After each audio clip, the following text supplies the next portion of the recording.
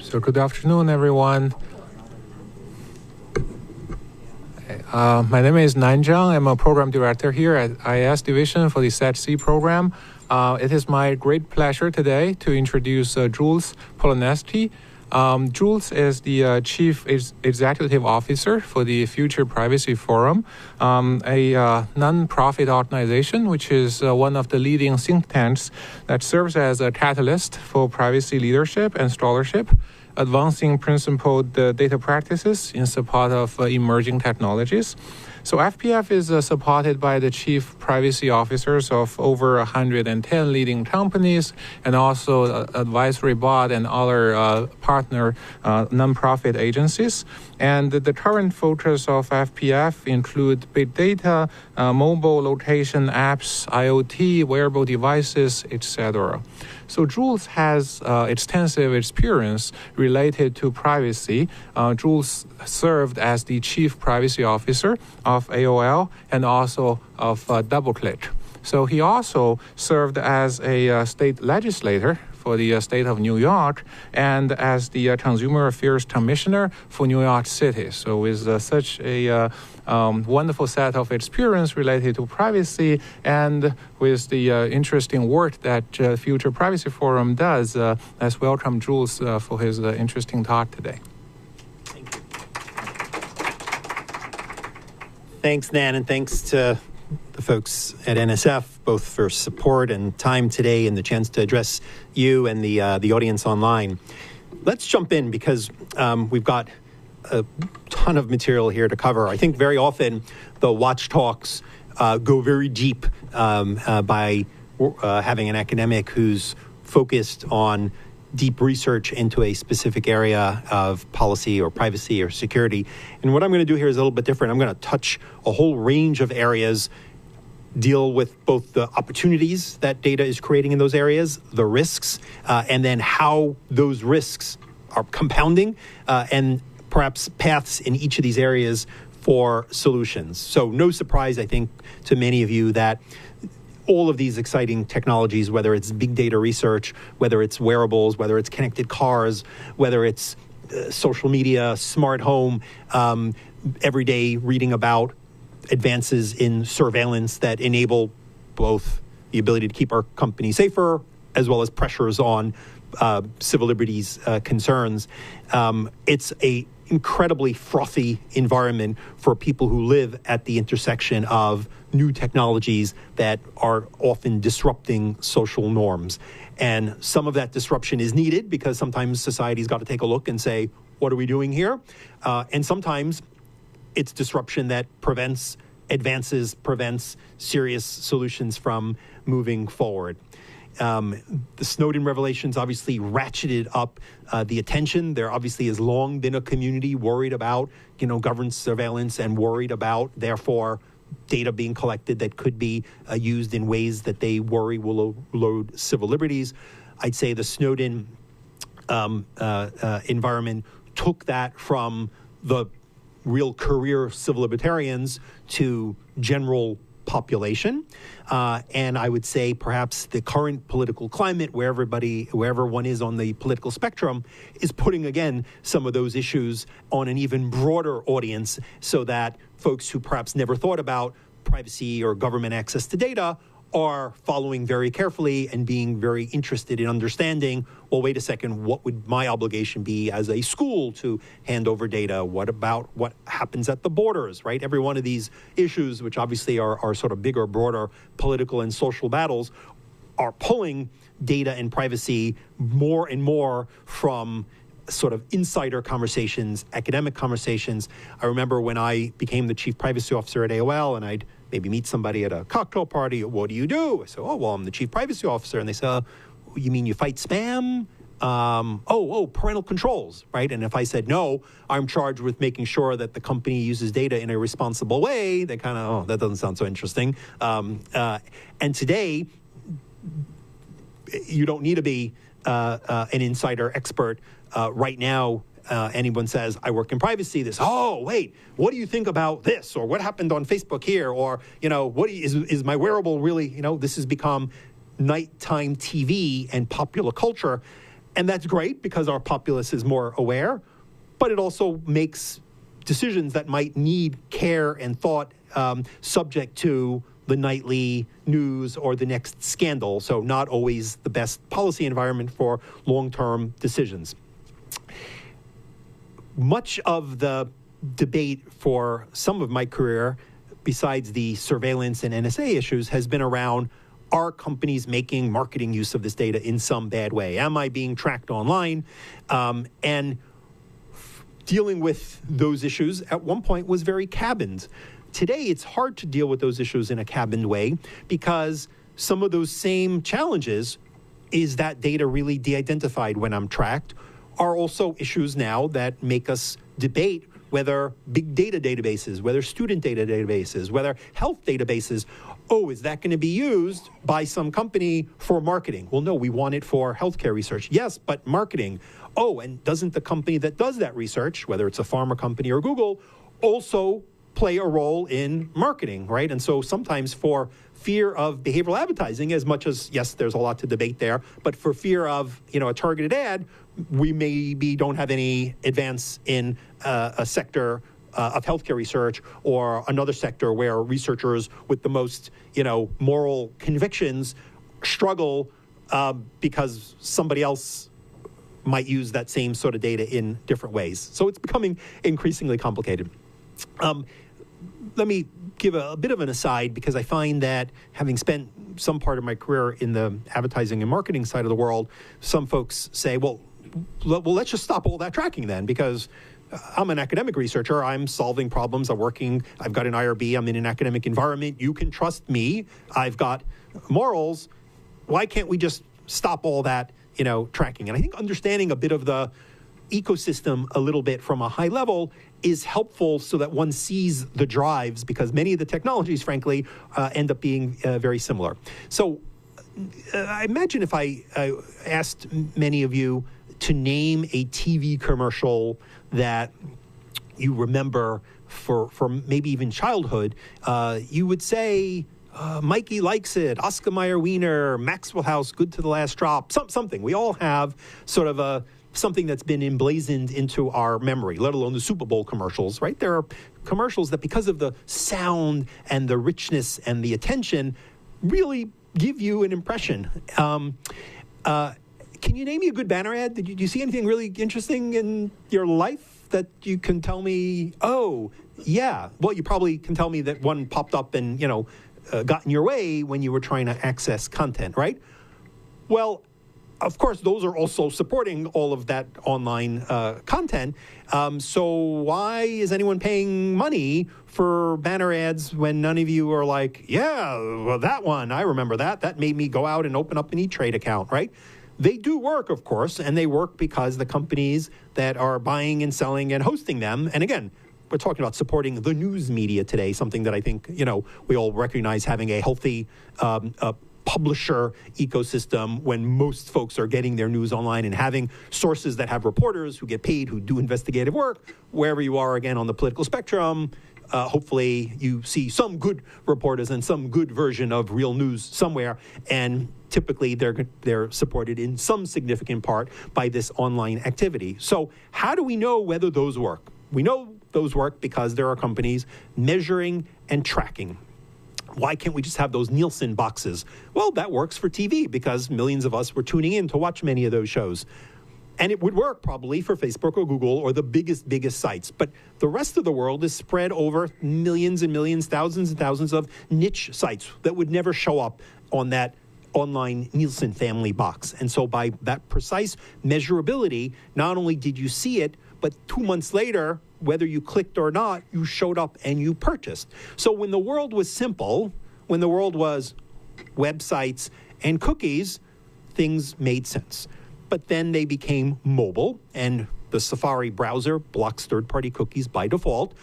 On the desktop, big deal. Mac does not have major market share. Safari, mobile, iOS has major market share. And not only that, many of the people are the ones who paid for a long-term plan and a top dollar phone. So they're also the folks that are doing the most shopping. They're the more valuable consumer. and those third-party cookies are being blocked. Oh, and by the way, the app ecosystem exists separately from that web ecosystem. So all of a sudden, that one person on that one computer is now on a computer, is at work on a computer, because who doesn't have one there, right? Is on their mobile phone, sometimes on an app, and sometimes on a browser. Oh, and by the way, sometimes on a tablet.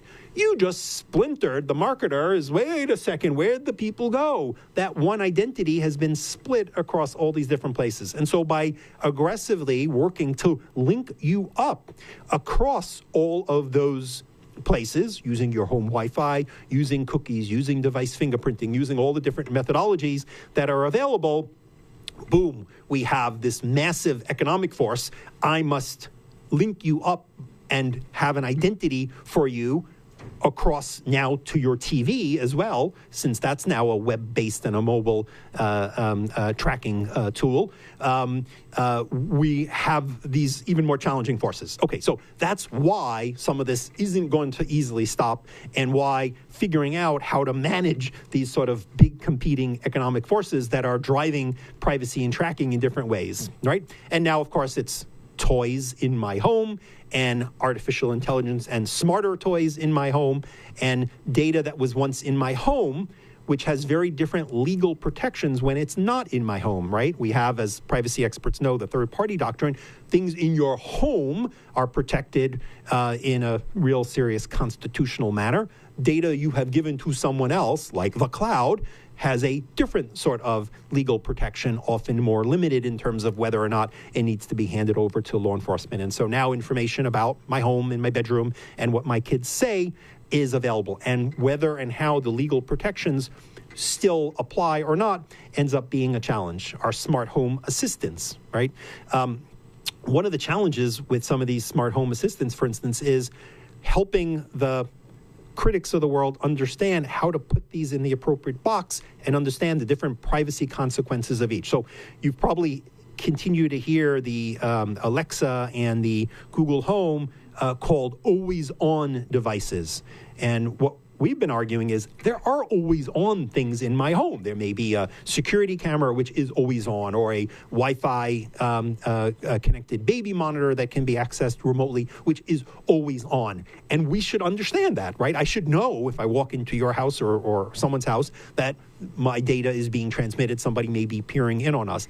And then there are devices that have been designed to be always ready, always active, always listening for a keyword, right? And dropping and buffering and deleting data, and then actually always on and always open only when they're activated. And so to some degree, one of the things we've been trying to do is say, look, smart toys have always had technology. We all know about remote control this and remote control that. What are the consequences of a toy maybe not being connected to the internet, but having a chip with lots of intelligence? Maybe not a privacy issue, data's not being sent, maybe a sociological issue. Am I, what kind of relationships, what am I doing interacting with this smart thing? But let's put that in one box, and let's take a look at our little green Dino who uses IBM's Watson to power his interactions with your child, where yes, data is in the cloud and subject to a different set of legal protections. And connected cars. So we see the government helping advance in many ways progress in supporting vehicle-to-vehicle interaction. In the next couple of years, all new cars will need to be compatible, and of course, therefore, the privacy issue of if cars are talking to other cars, warning safety information and so forth, what sort of tracking capabilities are we creating? DOT is off to a pretty good system here so far. They're working with a sort of a certificate management system, but just the notion that when you buy a new car in a couple of years, it will come with several years worth of security certificates that will enable you to become part of this grid and authenticate in some way that it is you and not a fire engine, and that a fire engine does indicate that you ought to get out of the way, and not allow any of these vehicles to uniquely track the other, but yet to have position and location. So all of a sudden, again, something fairly complex very quickly in that consumer market.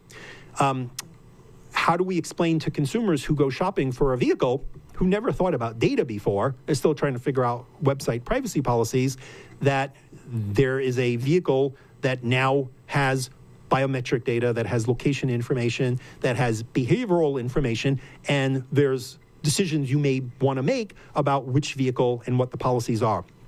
A guide that we just put out with the National Association of Auto Dealers is going to let auto dealers, at least who are that point of interaction, who if you ask, hey, this thing updates, and does it get a security update, and what do I do? Today, those folks don't necessarily have the answers to those questions, so we did a guide that they will be able to hand out, and it includes a very handy section, for instance, on what do you do when you sell your car? We've taught people, I hope, that when you sell your phone or you give your phone away to a friend or your computer, that you should wipe it. And I think most people, hopefully, are aware whether and how and well it gets wiped. But now I need to start educating people that when you send your car on, there may be information about your previous locations, your contacts. I don't know how many of you have rented a car recently and seen the music. Everybody's nodding there. Seen the music and the location and the contacts of the person who was in that vehicle before, right? Educating people, or frankly, even the dealers, wipe that information. Let's not even go to whether or not the data in the onboard diagnostic systems and the like needs to be cleared or not. But on one hand, cars have had data collected for quite some time, but we need to help people explain that electronic data recorders, for instance, have had a very limited amount of data, and in many states it's your data and it can only be accessed by accessing that box, and it's usually got just a few seconds of what happened after a crash, right? The OBD ports that folks are aware their mechanic may plug into that gives diagnostic information about the car. But here are the new categories. So a lot of the privacy challenge, I think, going forward is actually putting these things in buckets. When is a toy smart? When is it connected? When are the privacy consequences different based on the technology? What are the different categories and types of data? And then, of course, the privacy protections that are relevant as well.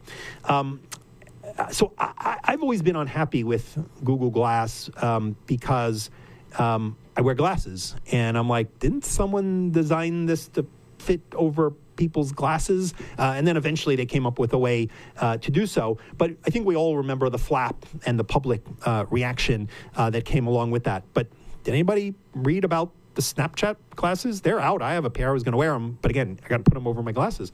And my Google glasses did a lot of things. Let me look at email. It wasn't all about taking pictures and sharing them.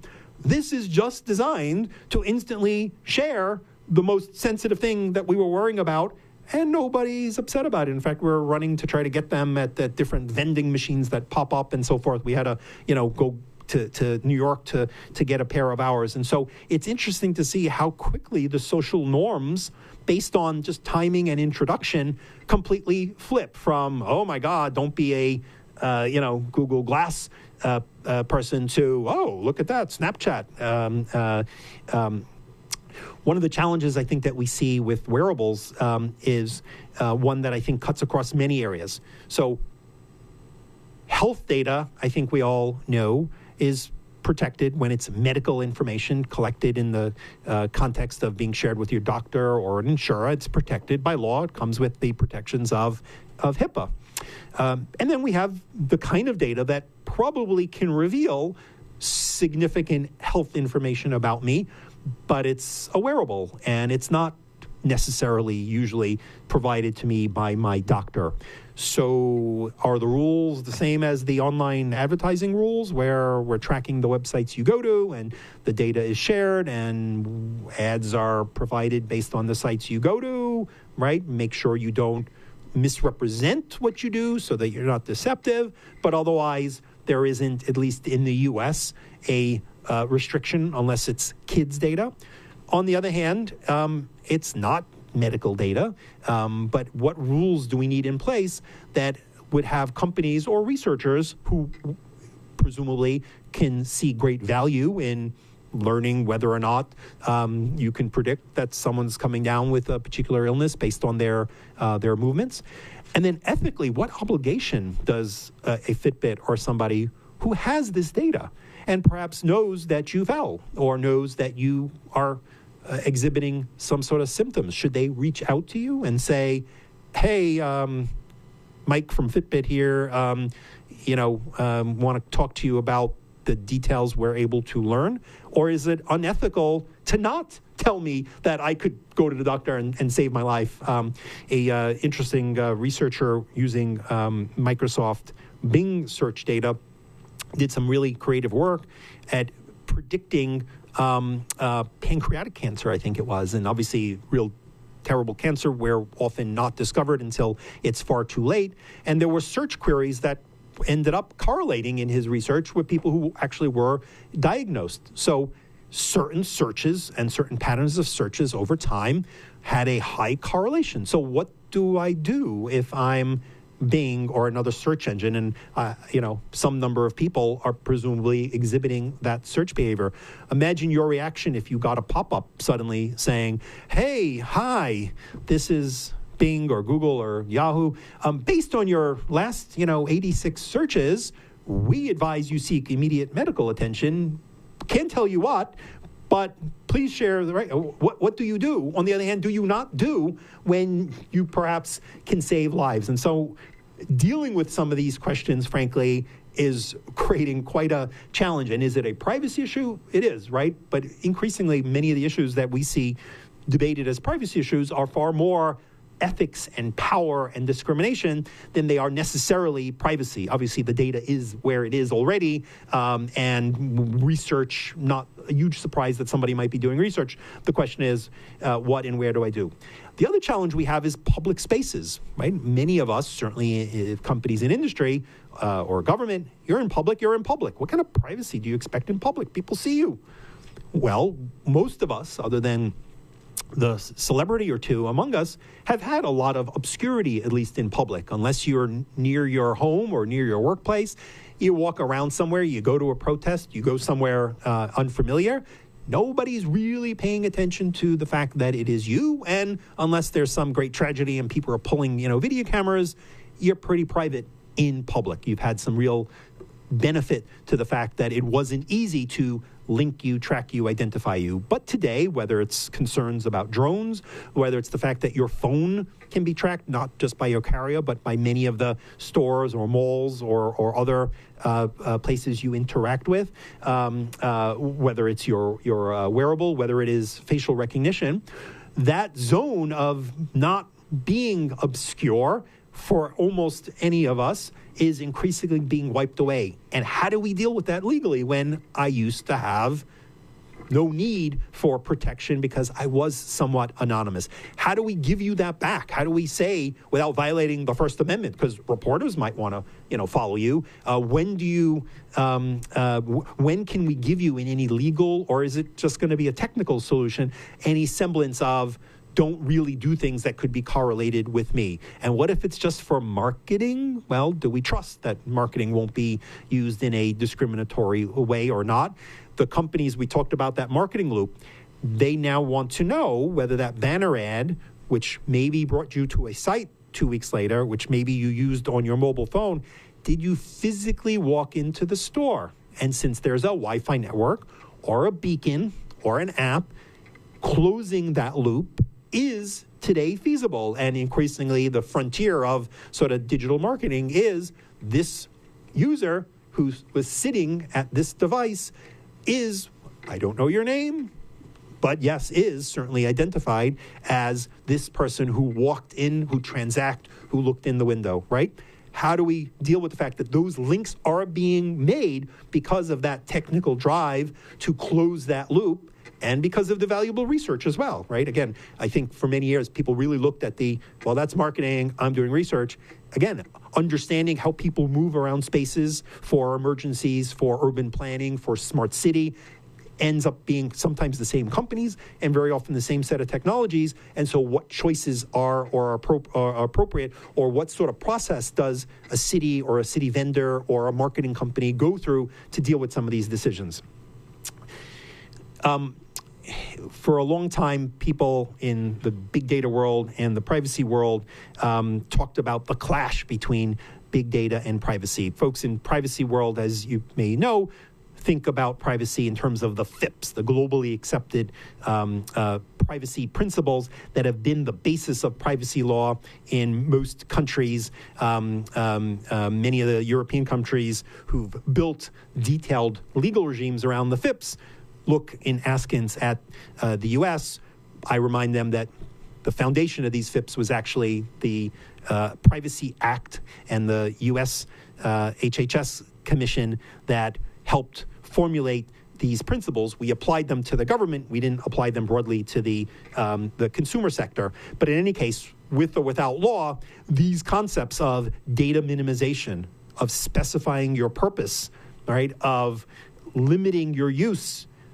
Now I'm in the big data world where nobody said this sort of research was going to be done with this data when I used that product. Limiting the purpose, well, the purpose was that it was provided for purpose A. And now I've got this found data set where I can learn what I can learn from it. So we've got this tension with the increased focus on regulating the FIPS, and how and where do we provide the flexibility that I will keep data long term because I'm doing something good and noble with it. Therefore, I need some flexibility, and what is reasonably proportionate or not when I don't know what insights I'm going to yield from it. So working out that tension continues to be the real challenge. During the previous administration, there was a proposal to create a general consumer privacy bill. And in that bill, when you use data in some new way, if it was personal and if it created some risk, you needed to get new consent. And we argued, what about when you can't? Well, then you shouldn't do it. And that typically is going to be the answer, certainly in the nightly news type of discussion. But what if I'm arguing that I can do something very, very important and compelling? Well, we know when it's law enforcement, there are often times when it trumps. But what are the other social good opportunities? And so the administration put in a notion of sort of a IRB type thing that entities might put in place. And everybody got very upset because the privacy advocates said, wait, that's a rubber stamp. Instead of consent, someone's going to be, great, take it to this amorphous review board type thing. The companies said, wait, I can do what I want now. Where am I going to go? And who's going to give me an okay? And I'm a big company. I've got 1,000 decisions like this. I'm going to be waiting for some, maybe independent, external, where? It wasn't defined, of course. And the bill, of course, didn't end up going anywhere.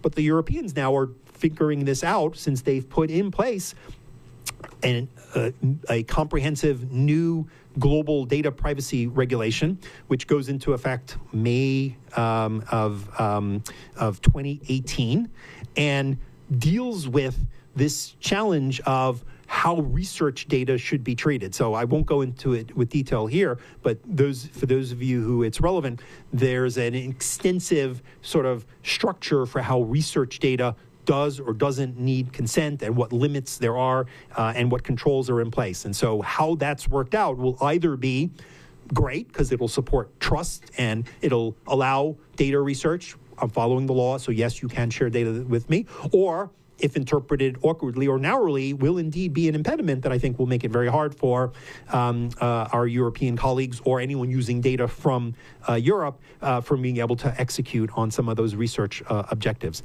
I think we're still trying to figure out exactly the privacy implications of artificial intelligence. Is it just big data and need a lot of data? So, of course, or are there going to be specific issues beyond the obvious ethical questions that come up that are data-driven?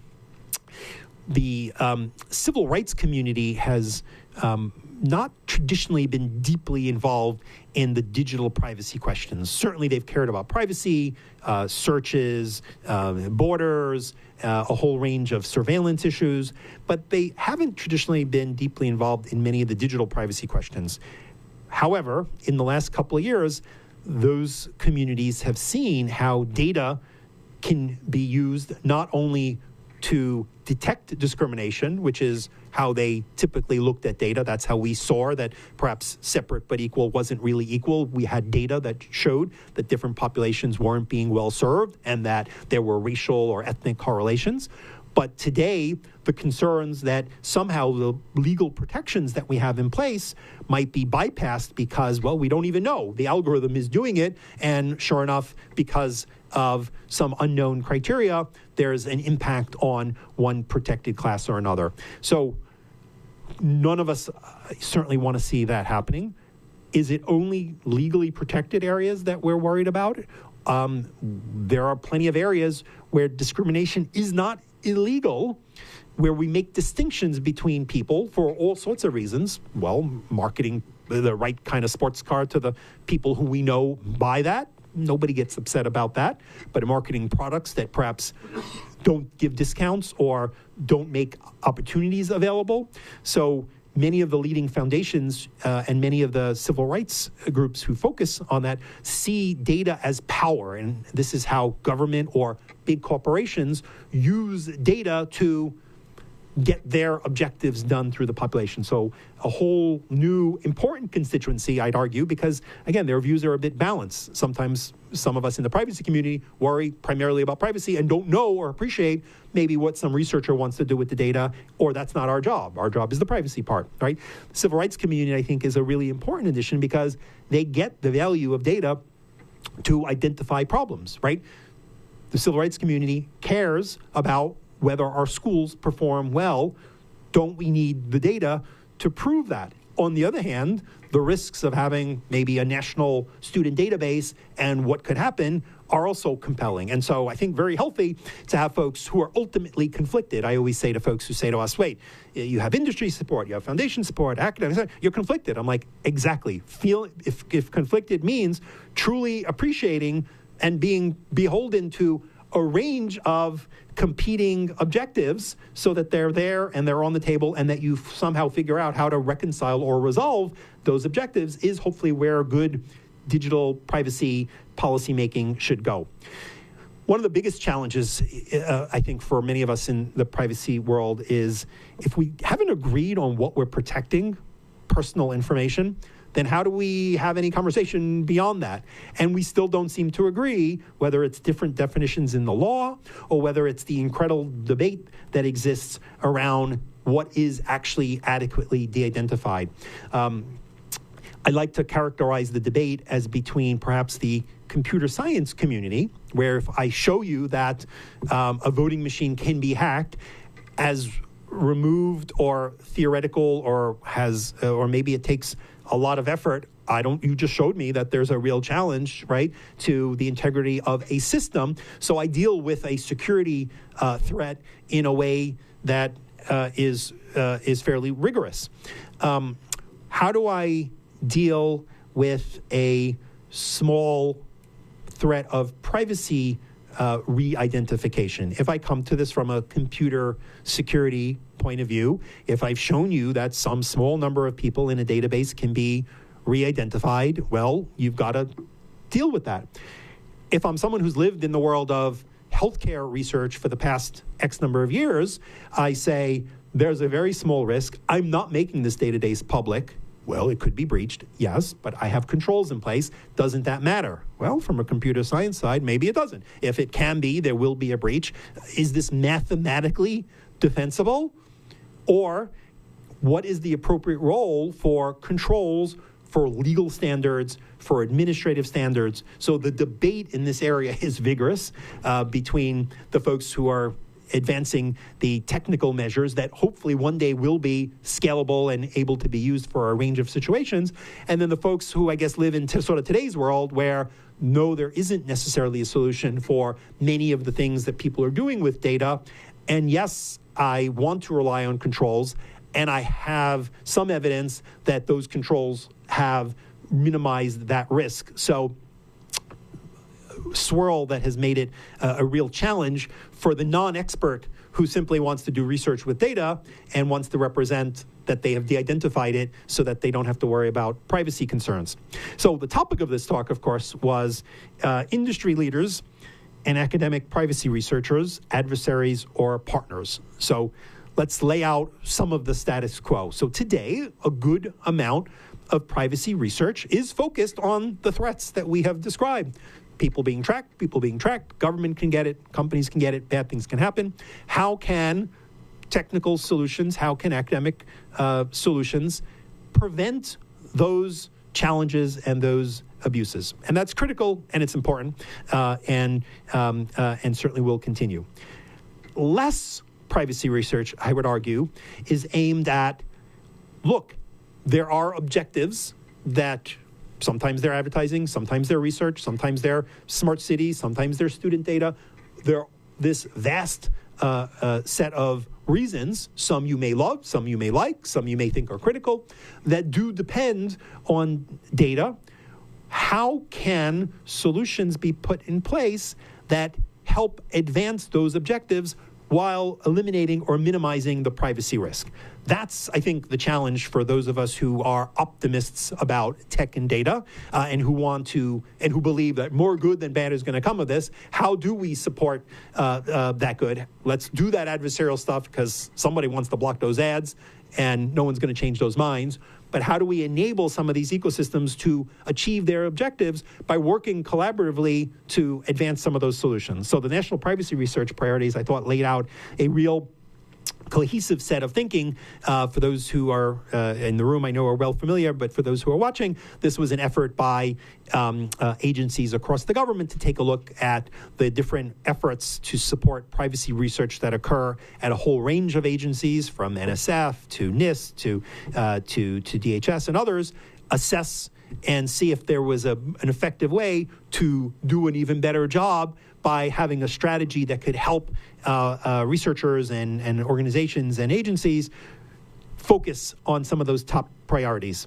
So our hope is by pulling together our network, which includes, as Nan mentioned, the chief privacy officers of a whole range of companies, privacy academics, civil society, folks who may not be in agreement about the full range of objectives, but all who generally believe that having responsible practices in place is necessary to advance many of these missions.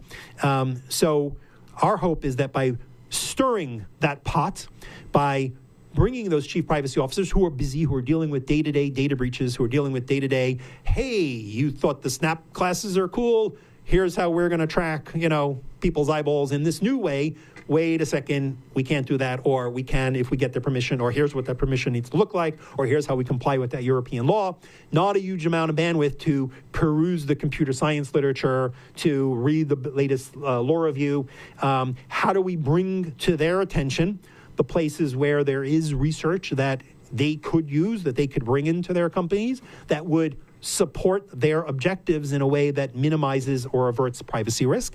And similarly, how can we help make sure that the academic folks who are doing work that may be critically valuable, that they see some of these challenges and problems, right? How does somebody understand that ad tech ecosystem? And again, if folks are out there looking to break it, the power to them. But if your goal is, I get that there's going to be ad-supported content out there, how do I understand their objectives, which is show that it's working by measuring? How do I do that? How do I tailor in ways that are far less risky, far less intrusive? How do I have controls that are more effective than the ones that are in place so that the people who do make choices, for instance, are able to have those choices respected? So I think there's an incredible range of opportunities, and the research coordinating network that we are standing up, we hope will end up pulling together those participants to understand each other's challenges and goals and see if they can achieve those. So a couple of the key issues that I hope that we and others who are working on this problem will be able to make progress on, because I think they're real barriers. So one is, how do you do an ethical review in this area? What exactly does somebody who's not covered by a traditional IRB because of the type of data, how and what can they do in a serious way that shows that the appropriate challenges have been considered? And am I a company? Does it make a difference if I'm a company, if I'm a researcher at a company, if it's product development, but my product is a Fitbit where I want to kind of prove that it works to improve your health? Is that healthcare research if I publish it, right? The lines have certainly been blurred, and it doesn't look like the common rule is going to solve these problems for us. What about access to data? The challenge of actually accessing government or corporate data, again, given those privacy concerns, so that we can assess whether ed tech works or not, so that we can assess better ways to improve transportation. How can academics gain access to that data given the challenges today that are in place, as well as de-identification? So let's just look at the ethical review pieces for 1 second. So much of the interesting data that is of high interest to researchers is found data, is data that is beyond the common rule, or is perhaps happening and taking place at companies. So there's been an evolving effort. And again, each of these seems to be happening in its own space. There are academic researchers who recognize, wait a second, there are implications to what I'm doing, even though it isn't covered by the common rule. There are companies that recognize, I want to understand whether my edtech works in that classroom. What do I need to do if I'm testing my technology? Do I give Johnny, version A and Sally version B, and then she fails and he succeeds? And so, great, I did an experiment, and who's happy with their kid, being in the adverse group there? What are the structures that need to be in place to enable this? And is it different for companies? And how do you do it in a company in a way that's scalable, right? If I'm a Google, if I'm a Facebook, if I'm a player that's running hundreds and hundreds of tests and experiments, I can't ship it out. I may not want it to be external. How can I do something that is going to be respected and defensible if it isn't transparent, right? So one of the areas where I think because of the demand and need for structures, one of the highest opportunities for progress beyond IRBs, we called our conference. De-identification, helping the researchers understand the kinds of de-identification that may be most valuable for different audiences, so that it can be understood where and when progress in differential privacy or homomorphic encryption or other areas will solve certain problems, and where are we dealing with uses that are different. And then where do we have a policy process where perhaps we have data that isn't perfectly identified, isn't perfectly de-identified, and maybe it needs a middle level of protection, like strong legal and administrative control. So this is a diagram we did that tried to chart, without having some of the technical debate or the policy debate, data looks differently. Here's what it looks like. Sometimes it's highly aggregated, sometimes it's hashed. Let's just show the very different common states and kind of put them in that grid, so maybe we can start thinking about a spectrum of de-identification instead of an all-in, all-out, which is today certainly the case in a lot of the legal structures and certainly the case in a lot of the debates. The UK has an interesting system of data enclaves that are coordinated by an administrative data research center that supports all of those data centers with, you want to learn how to do an ethical review? We've got a board, we've got a process. De-identification, that's not your expertise. Why do you need to be an expert in de-identification? You're an expert in your particular research. We'll bring de-identification tools to it. Standard contracts to make sure the researchers are all in sync. So doing some of that at scale so that the friction can be dealt with in a broader, national, sophisticated way, I think is something that could be critical. And there are a range of folks who are interested in evidence-based policymaking who are looking closely. The piece we're looking closely at is, how do you get corporate data to be available to those researchers? What are the barriers? Is it competition? Is it IP issues? What are the challenges? I'll skim a little bit quickly through the smart city piece, but almost all of the technologies we talked about start coming to a head when all of a sudden it's the government that wants it. They want to regulate better, perhaps. The New York City Taxi and Limousine Commission has just passed a rule demanding Uber, Lyft, other for-hire vehicle data because they want to understand whether drivers are driving too long and getting fatigued. And so they've demanded pickup and drop-off. So everybody in the identification world says, wait a second, you're gonna, in some places, maybe people leaving Trump Tower and going to Wall Street are a big blob of people, but a lot of units in that are going to be people every day leaving one house and going to another place, and then maybe going to a place that they're embarrassed to be. And so many of us wade in many of the civil liberties groups, and the New York City TLC says, no, we're the regulator. There's no problem with us. We have taxi data. Why shouldn't we have the precise location from these as well? So regulators increasingly want to be big data regulators so they can better understand how to do better enforcement, right? The CFPB has built a big database. They want to replicate and understand what banks are doing in order to try to find out if there's any discrimination. But here's the problem.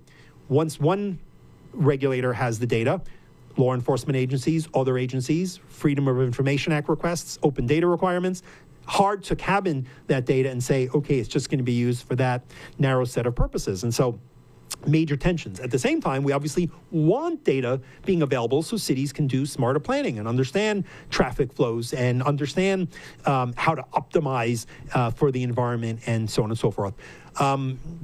Vendors, often in the middle, actually the ones who hold the data. Whose data is that data? Is it the city's data?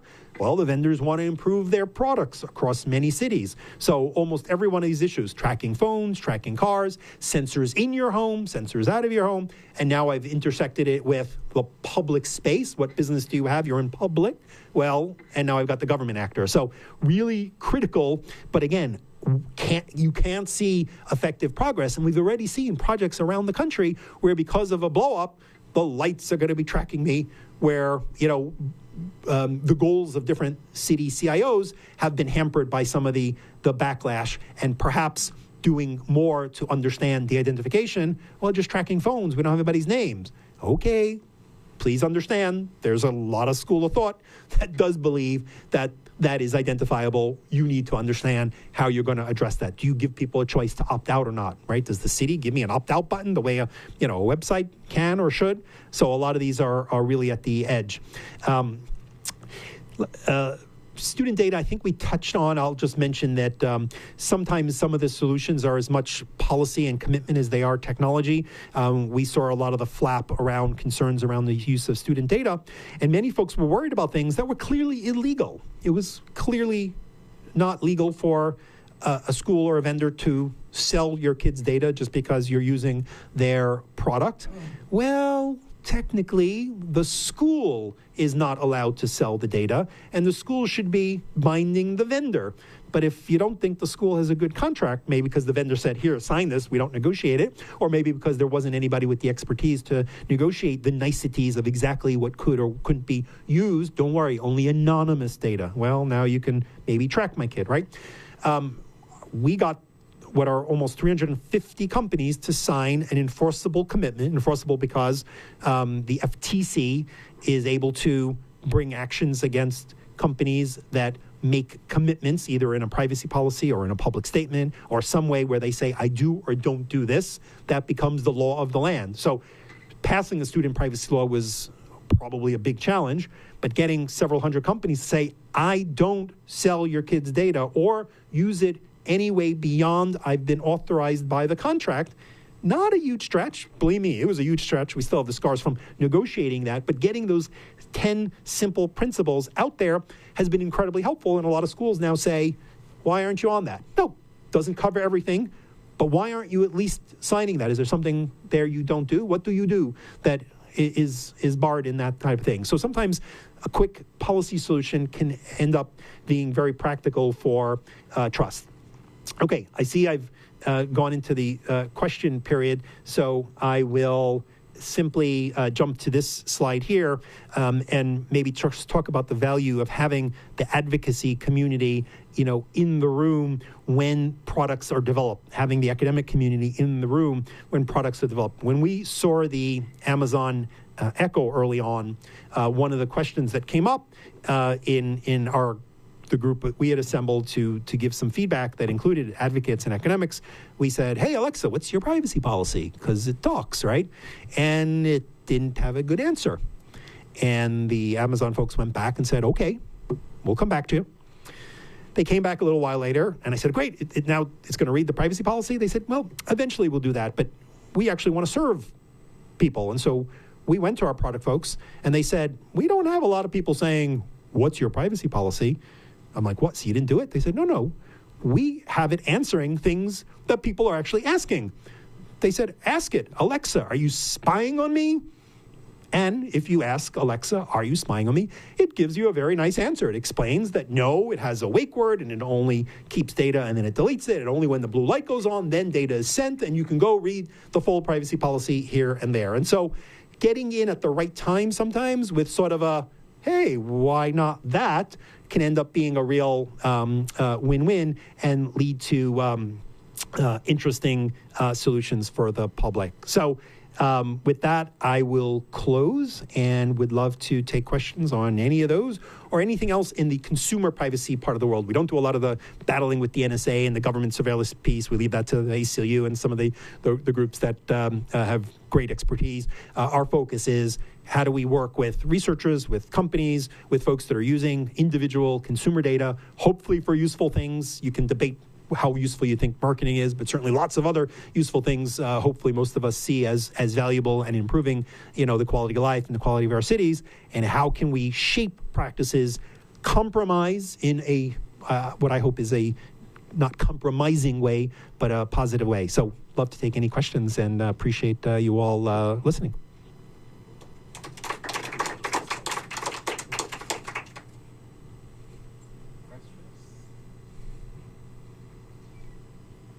Sure.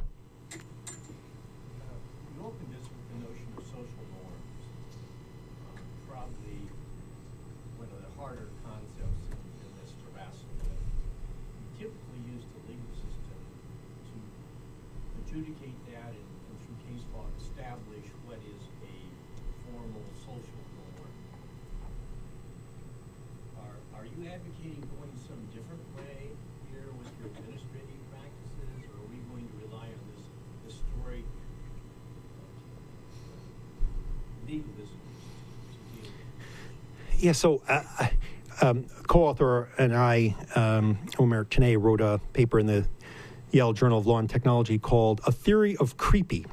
And in it, we argued that the history of technology has been stress on social norms, right? When the Brownie, the portable Kodak camera was invented, it was disruptive. People were shocked at this intrusive device. You used to have to go sit for a portrait.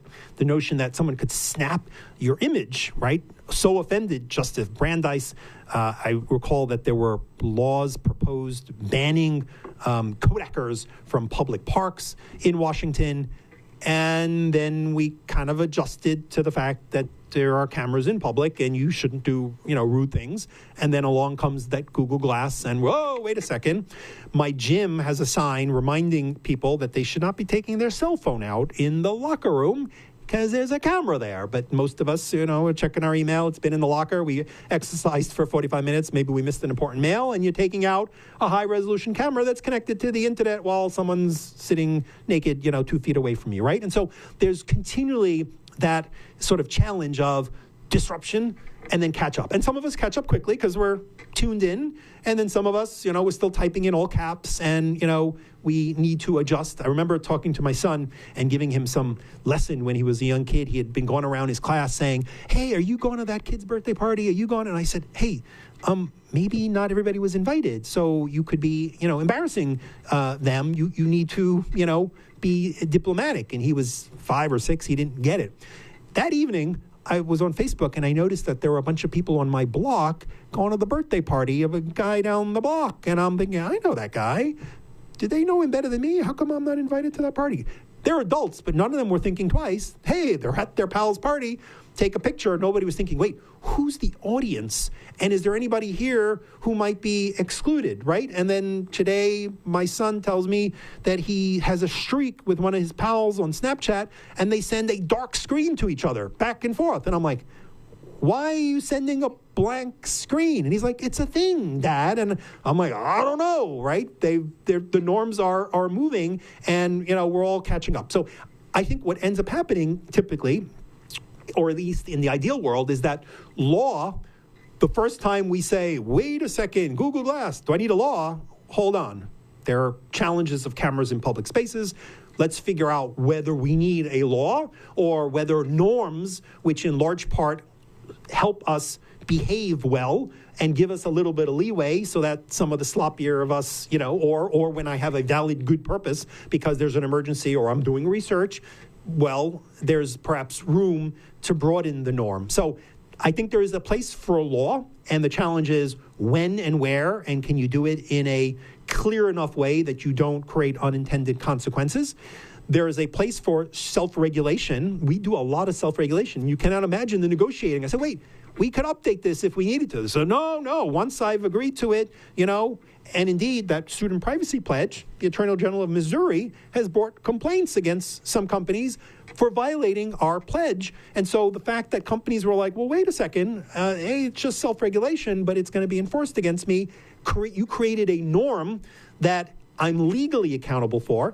And frankly, sometimes we find that even putting out what is the right standard, especially when it comes to new technologies, everybody wants to know what's the other guy doing. When I was at AOL, I would be reviewing some of the ad deals. And there was always a bunch of salespeople that would be trying to sell like erectile dysfunction ads based on you looked at this site. And I'd say, no, that's terrible. It's embarrassing. We can't do that. And they'd say, well, Yahoo did it. And I'd have a little back channel conversation with my friend who is the chief privacy officer at Yahoo, and she'd say, we turned that down, but they told us you did it, right? The norm wasn't visible. So sometimes making the norms visible so that good actors want to know, well, what's the right thing to do? How much did you tip your mailman, or did you? And do you tip the Uber guy? We want to know. We want the lists. So I'd argue that in areas that are moving fast, where it's very subjective, and where different countries might have different views and different individuals may have different views, how can we create norms, social or best practices or whatever you want to call it? Maybe they need teeth. Sometimes they need teeth. Let's pledge and be on the hook with the FTC. And sometimes maybe they need to be enforced and built and backed up by law. So that's, I think, what we need. And I think that's been part of the culture. What has, I think, been difficult is when you don't have that bringing together of the perspectives. In Europe, sometimes we've had to show up and say, you're not going to allow cancer research because of this very strict, thing you put in place. And they said, don't worry, we don't really enforce it against them. And the U.S. companies are like, well, there's a law, we better comply, someone's going to audit, there's liability.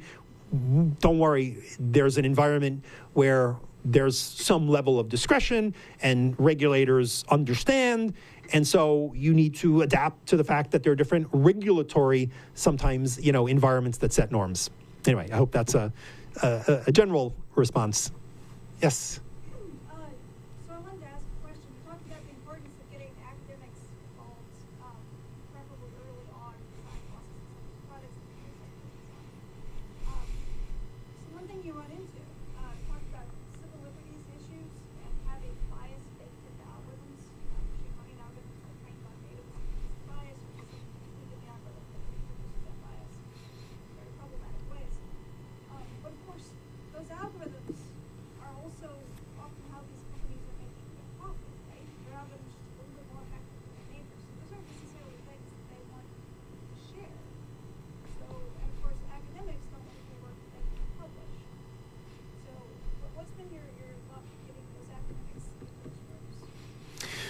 So, first of all, let me invite those of you who are interested in joining the RCN, because algorithmic discrimination is one of the specific topics that we are looking to focus on. So, folks on the web or in the room, please, Margaret Honda, who's our coordinator here. I will tell you, we've started because there are people who don't want to be accused of discrimination and want to understand first what it is they're not supposed to be doing, because it's not so easy. Let's take one example. People may have seen the Business Week story about Amazon offering free, 1 hour super fast delivery in only certain zip codes where they had a lot of Amazon Prime subscribers. And they mapped it and overlaid it by race, this set of reporters. And of course, guess what? It was completely racially segregated. All the wealthy white areas were going to be getting this super fast service, and all the other areas not. Now, on one hand, Amazon is rolling it out in places where they have a lot of Prime users. Would we tell Walmart or another store, build your stores equitably across the country, or would we say build it in the places where you're going to have sales because you're going to have to close the other ones, right? Amazon, to their credit, said, no, we don't want to be accused of discrimination. We're rolling it out everywhere. Good, everyone's going to get that free service, doesn't matter where you live.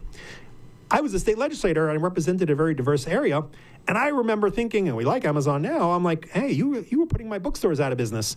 And now the local business who maybe doesn't compete with Amazon because you go in and get your sandwich, now I'll get my free sandwich in an hour by a drone. Maybe I'm not such a big rush to have that in the inner city. But no, leaders in the civil rights community said, no, fair treatment, everybody should be getting, that great fast digital delivery as fast as possible, right? So, did they use an algorithm or just do some math?